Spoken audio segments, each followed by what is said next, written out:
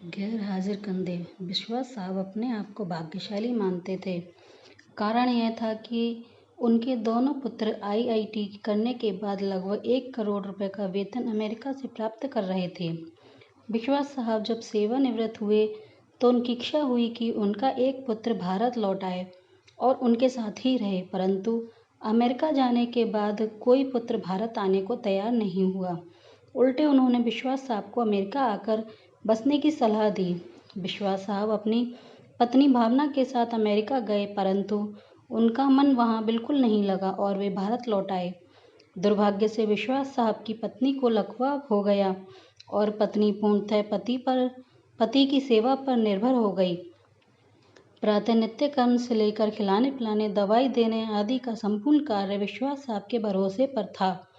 पत्नी की जुबान भी लकवे के कारण चली गई थी। विश्वास साहब पूर्ण निष्ठा और स्नेह से पति धर्म का निर्वहन कर रहे थे। एक रात्रि विश्वास साहब ने दवाई वगैरह देकर भावना को सुलाया और स्वयं भी पास लगे हुए पलंग पर सोने चले गए। रात्रि के लगभग 2 बजे हार्ट अटैक से विश्वास साहब की मौत हो गई। पत्नी प्रातः 6 बजे जागी तो उसने इंतजार करने लगी कि पति आकर नित्य कर्म से निवृत्त होने में उनकी मदद करेंगे। इंतजार करते करते पत्नी को किसी अनिष्ट की आशंका हुई। चूंकि पत्नी स्वयं चलने में असमर्थ थी, उसने अपने आप को पलंग से नीचे गिराया और फिर घसीटते हुए अपने पति के पलंग के पास पहुंची। अपने पति को हिलाया डुलाया पर कोई हलचल नहीं हुई। पत्नी समझ गई कि विश्वास साहब नहीं रहे। पत्नी की जुबान लकड़े के कारण चली गई थी, अतः किसी को आवाज देकर बुलाना भी पत्नी के वश में नहीं था। घर पर और कोई सदस्य भी नहीं था। फोन बाहर ड्राइंग रूम में लगा हुआ था। पत्नी ने पड़ोसी को सूचना देने के लिए घसीटते हुए फोन की तरफ बढ़ना शुरू किया। लगभग 4 घंटे की मशक्कत के बाद वह फोन तक पहुंची और उसने फोन के तार को खींचकर उसे नीचे गिराया। पड़ोसी के नंबर जैसे तैसे लगाए। पड़ोसी भला इंसान था, फोन पर कोई बोल नहीं रहा था, पर फोन आया था, अतः वह समझ गया कि मामला गंभीर है।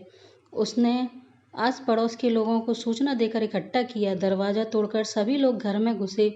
उन्होंने देखा विश्वास साहब पलंग पर मृत पड़े हैं तथा पत्नी भावना टेलीफोन के पास मृत पड़ी है। पहले विश्वास साहब और फिर भावना की मौत हुई। जनाजा दोनों का साथ साथ निकला। पूरा मोहल्ला कंधा दे रहा था, परंतु 2 कंधे मौजूद नहीं थे जिसकी माँ बाप को उम्मीद होती है। शायद वे कंधे करोड़ों रुपए की कमाई के भार के साथ अति महत्वाकांक्षा से पहले ही दबे हुए थे। लोग बाग लगाते हैं फल के लिए, औलाद पालते हैं बुढ़ापे के लिए। कुछ ही औलाद अपना फर्ज निभा पाते हैं। अति सुंदर कहा है एक कवि ने, मत शिक्षा दो इन बच्चों को चांद सितारे छूने की। चांद सितारे छूने वाले छूमंतर हो जाएंगे। अगर दे सको शिक्षा तो तुम इन्हें चरण छूने की।